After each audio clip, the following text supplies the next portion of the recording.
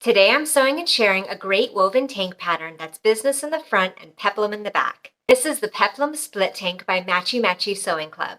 I love the patterns that this company produces because it creates a lot of opportunities for color blocking, playing with stripes, and using up scrap fabrics in your stash. This particular pattern has a horizontal seam in the back for the peplum and an optional vertical seam in the front, so you have lots of opportunity for playing with and using up lots of different fabrics in your stash, different prints, different colors, and different directions. This is a beginner-friendly project, but it's one that you can get very creative with no matter your sewing level. I hope you sew it along with me. Grab that pattern, cut out your fabric, and let's get started. Place your two front pieces right sides together and line them up along the center seam. And pin your center seam. Sew this seam with a 5/8 inch seam allowance.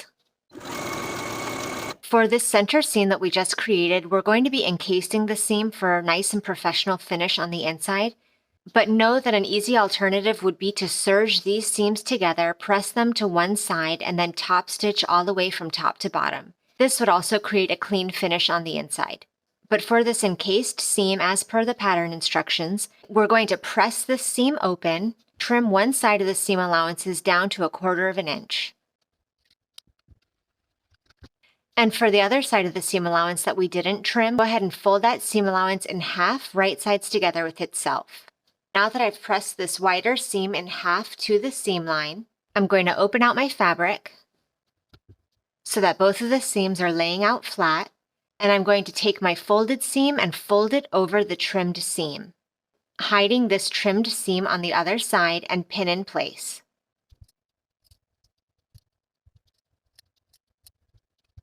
Now we'll take it to the machine and edge stitch close to that folded edge of the seam from top to bottom.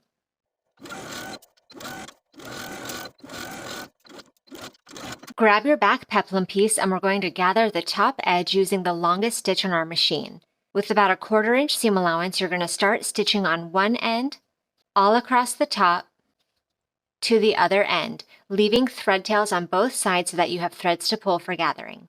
Find the center of the gathered edge of your peplum and match it right sides together with the center of your back yoke, and pin in place.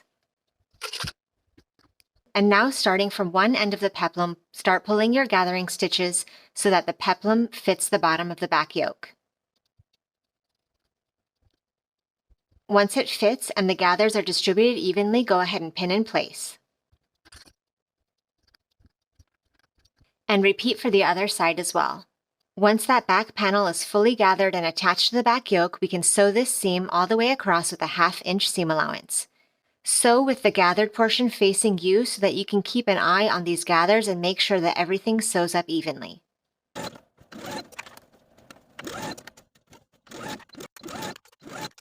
Serge this seam to finish and then press your seam up toward the top yoke. Place your front and back bodice pieces right sides together and pin your shoulder seams and side seams. Pin them on both sides. Sew both shoulder seams and side seams with a 1/2 inch seam allowance and serge your seams to finish. To hem the bottom of the blouse all the way around, I've gone to the ironing board and I've pressed up the bottom raw edge of the blouse to the wrong side by 1/2 inch. Now I'm going to take the raw edge of the fabric and fold it up to the crease and on the crease and pin in place all the way around.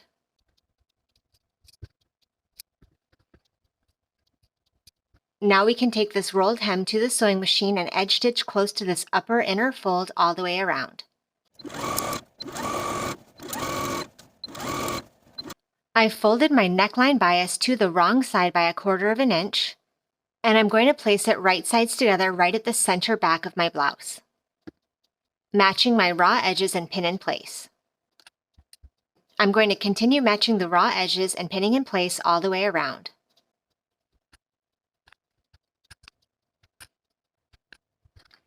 Once I've clipped that neckline bias tape all the way around the neckline and I'm back where I started, I'm going to let the loose end of the bias tape overlap that folded edge that I started with and pin in place.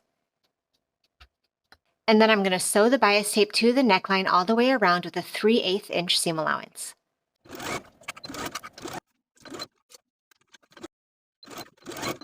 Now that my binding is attached to the neckline all the way around, I'm going to trim the seam allowance that I just created to reduce some of the bulk here. I'm just going to use my pinking shears and trim this seam allowance by about half. To enclose the binding, I'm going to take the raw edge and fold it to the inside of the garment, to the stitching line that we just created, and then fold all of that on the stitching line. And we have a neat fold at the top of the blouse right along that seam line and pin in place.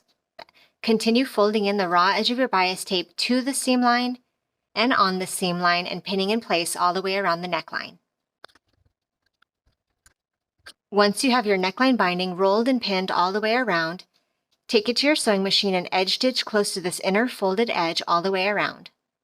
And if you'd like to add a tag, go ahead and stick your tag in between the binding at around the center back and pin that in place so as you're stitching around this binding, you're catching your tag in between.